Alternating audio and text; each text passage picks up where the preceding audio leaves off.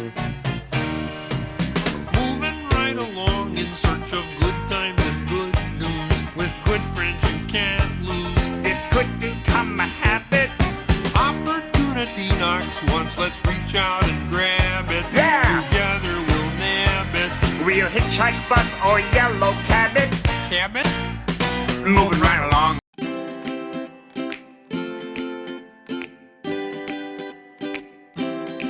Hello, curiosities, and welcome to my 30 and 30 and 30. That's 30 life lessons I've learned over my 30 years on this planet, presented to you on the 30 days of April. Today we're going to talk about that pesky little thing called your comfort zone and how you need to move out of it. I know, easier said than done. However, to the lesson. Move out of your comfort zone. Literally. Too often we stay in our comfort zone simply because it's easier. I mean, obviously, by definition, your comfort zone is comfortable. And I don't know really any human who enjoys being uncomfortable. I mean, some people like confrontation, but that's their comfort zone. Like, I don't know anyone who really enjoys, or a creature for that matter, being in a state of discomfort. I mean, even if you're into like S&M, it's a little different. Plus you have control over it because that's the rule of S&M. And no matter what freaking 50 Shades of Grey and all that bullshit tries to tell you, the submissive has the power in an S&M relationship. That is how it goes. That's how it's healthy. I'm getting off on a completely different tangent. Freaking hate that series. It promotes super unhealthy shit. Anyway, my point is, because no one likes being in a state of discomfort, we get lulled into this comfort zone of just nothing ever changing, and we miss out on a lot of opportunities as a result of that. For example, that year in San Francisco was probably one of the most miserable years of my life. However, I wouldn't have changed it for the world. I learned so much, and it was insane. I got so much out of that experience. I had spent nearly the entirety of my life within Washington State. So one of the craziest blessings I had was getting laid off by my job and not being able to find anything locally. Like nothing. It was weird. Like, it was like nobody was hiring. I was putting out a million resumes and just no one was biting, and I was getting really stressed because unemployment can only last for so long, and I was doing a few side jobs but not enough to really supplement my income. I thankfully had friends who were very lovely and dear and sweet who let me move in with them rent-free for a little bit so that I didn't have to waste my small little unemployment check on that. I could pay off bills and whatnot. I started my Patreon during that time.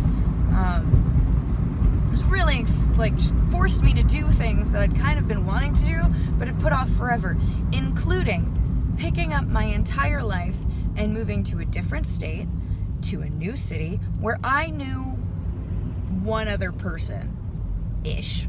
Technically maybe two or three, but they weren't like in San Francisco proper. And I didn't know any of them very well, to be honest. So essentially, I moved out on my own where I had no friends or safety nets, and it was absolutely terrifying. I think I cried the first night I was there, to be completely honest. Which was partially like, oh God, what have I done? And partially for, there was a ton of ants in my room when I got there, and the landlady took care of it, and I learned that ants infestations are unfortunately like a big problem in California in general, but especially that area. And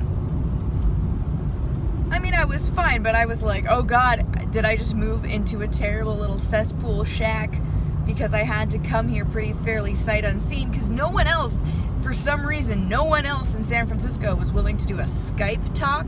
They wanted me to meet them in person, and they were like, well, when you come down here, we'll see if it's still available. I'm like, I can't move blindly somewhere without a place to live. I have stuff that's coming with me. So I moved down there for a job, which was good. Like, I didn't just, please bear in mind, I was not so privileged that I could just like get up and move on my own dime. No, I moved there for a job because I had a connection and they really needed someone with my skill set, and I had nothing holding me in Seattle anymore, at least not financially. And I was like, all right, let's take this leap, because I had that opportunity.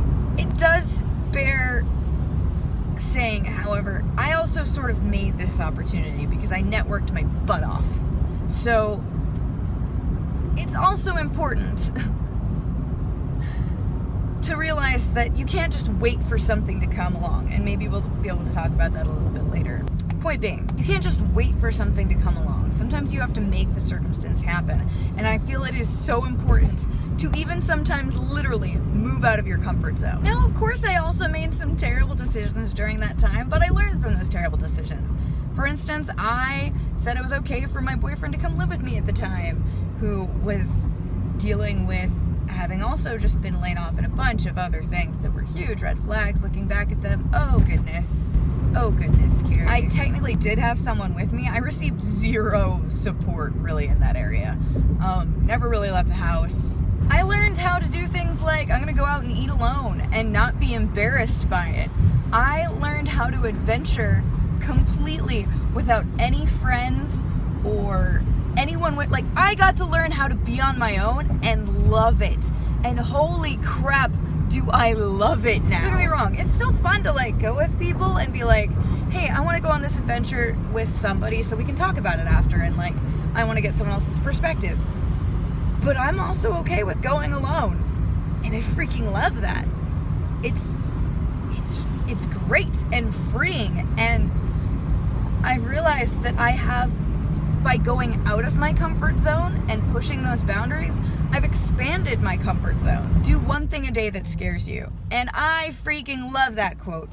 I feel like maybe every day is pushing it. Everyone deserves an off day.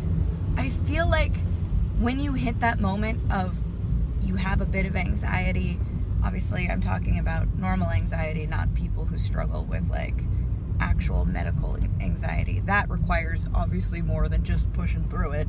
But when you hit something that you're like, I want to do this, but I'm nervous that it's not going to end well, push past it.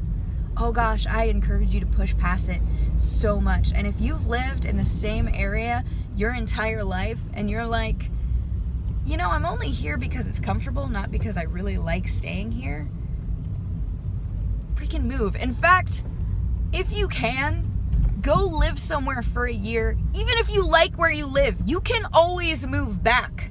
Like, it is so important to, at some point in your life, live somewhere else and live outside your comfort zone, but also to just live, to see other things. I grew up in a town when I was really little, Aberdeen, Washington. Wow, I'm losing my voice, you guys. I'm getting sick, I think. I feel fine, but my voice does not sound fine.